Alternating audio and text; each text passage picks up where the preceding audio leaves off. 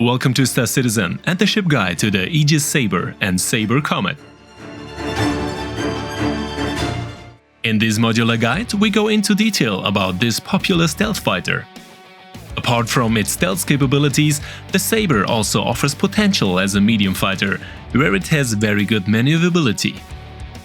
And as in every guide, as you can jump directly to the parts that are of interest to you or which you would like to see again, using the timestamps in the video. We start with the exterior, the technical data as well as the differences between the Saber and the Comet variant, whereby the Raven version, which is no longer available due to its EMP specialization, is dealt with in detail in a separate guide and only plays a marginal role in this video. In addition, we go into detail about the uses and of course the combat capabilities of the Saber. But first of all, a big thank you to the true ladies and gentlemen who made this video possible with their support as Patreons, channel members or Twitch subscribers. Thank you! The Saber series from Aegis Dynamics is available in 3 variants, whereby the strictly limited Raven as an EMP interdictor is only available on the grey market at utopian prices. For this reason, we are dedicating separate guides to EMP-capable ships, such as the Raven, as well as a complete overview. In this guide, we will therefore limit ourselves to the standard Saber and the Masters of Flight variant, the Comet. The Saber is classified as a stealth fighter and with its compact dimensions as well as its above-average speed values can be found in the upper range of the medium fighter class. In terms of hit points, however, it tends to perform at the lower end of the medium fighter range. The components are installed in size 1 in the Stealth Class C, which is why we currently recommend upgrading these components to military variants, especially when used as a medium fighter and upgrade is clearly worthwhile. The advantages of using the Saber as a stealth fighter are still very limited, which is why we recommend using it as a medium fighter. The cargo capacity is, as expected for a fighter, 0. The Saber is only available at limited sales for around $170 on the Pledge Store or for 2.2 million Alpha USC in-game at New Deal on Lowville, which is also our recommendation for a purchase. The limited Comet variant is available even less often for special events and is also a few dollars more expensive. There are no amenities or multi-crew functions in this cockpit-only fighter. The armament of the Saber differs from the Comet variant only in the standard loadout. As part of the Masters of Flight series, the Comet is equipped with the loadout of Captain Kamur Delian and otherwise only offers a special paint scheme. In the standard loadout, we only achieve manageable damage values in both versions, which is why we recommend 4 fixed laser cannons in the PvE area, which enables 940 DPS and 600 alpha damage. In comparison, the Raven version has to do without 2 weapon hardpoints but receives 2 EMP generators. In addition, the wing design cannot be folded. The Saber has retractable wings for landing mode, which reduces the dimensions by a good deal and offers possibilities for landing in carrier ships. For the Saber is, along with the Gladius, one of the main ships of the single-player expansion Squadron 42, whereby the Saber will soon achieve gold status. This status includes above all physicalized components, special cockpit animations, as well as a graphic upgrade. The red paint shown in the video comes from the Lunar New Year's event, whereby paints for the Saber can also be used for a Comet. The Saber was fundamentally designed as a space superior fighter for situations where lower detectability is required, making the Saber a fast responder capable of establishing dominance for any number of battlefield scenarios. So much for the advertising promise, at least so let's see if the Saber can live up to it. Because the only conceivable use for it so far, in the absence of an interior, is combat. Against light and medium opponents, the Saber's above-average maneuverability and good acceleration values give it more than enough capacity to play out its superiority.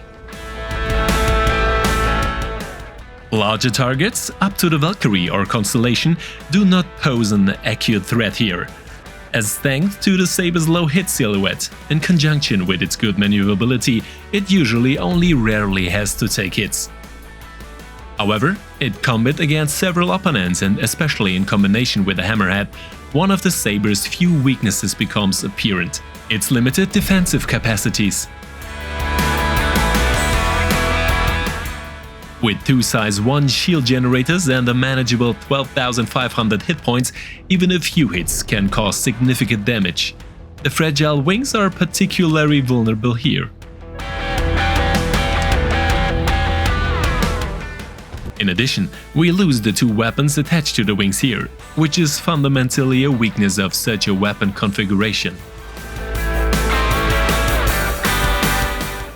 The missile potential with 4 Side 3 missiles and the possible damage of almost 18,000 points is a plus point in the category of medium fighters, but here the Sabre is only in the midfield. In atmospheric combat, the Sabre offers good flight values and above-average controllability, making the Sabre predictable to control. In space combat, the maneuvering possibilities increase even further, with the thrust of the main engines being a particular plus. In stealth, the Sabre offers significant bonus values, with -20% to the electromagnetic signature, -20% to the infrared signature and -20% to the cross-section signature, making it possible to put together an effective stealth fighter. However, the stealth gameplay for a close combat fighter like the Sabre currently offers very few advantages, which is why we currently only recommend stealth use for possible covered spotting of groups of opponents if we are traveling in a team. Otherwise, it makes sense to replace the components with military ones to make the Sabre a fully fledged medium fighter.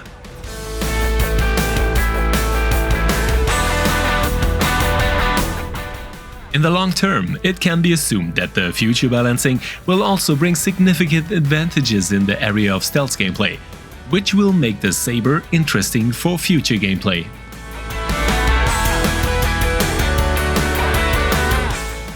Because at the moment there are of course some stronger medium fighters, but these cannot fall back on any stealth abilities or even corresponding signature reductions.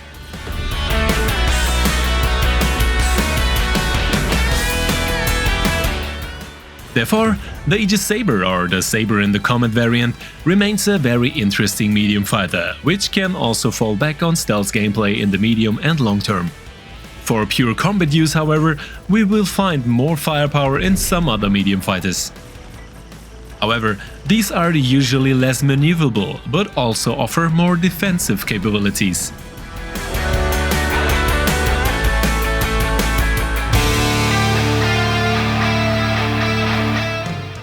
In the atmosphere, the Sabre can make use of its good flight characteristics, as well as its high acceleration values, which makes it more reminiscent of a light fighter. The general handling, as well as the comprehensible control behavior, can be placed in the upper range of the medium fighter category. The Sabre is a solid mid-range fighter with stealth ambitions, which is available in-game for an affordable price, and thanks to Squadron 42 will also receive further updates and features in the future.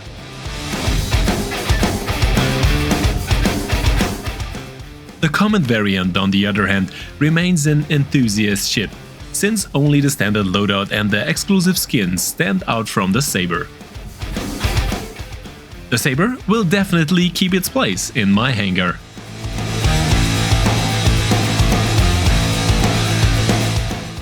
And finally, a big thank you to the members of the Royal Retirement Lounge for the shared flights. Feel free to drop by and see us.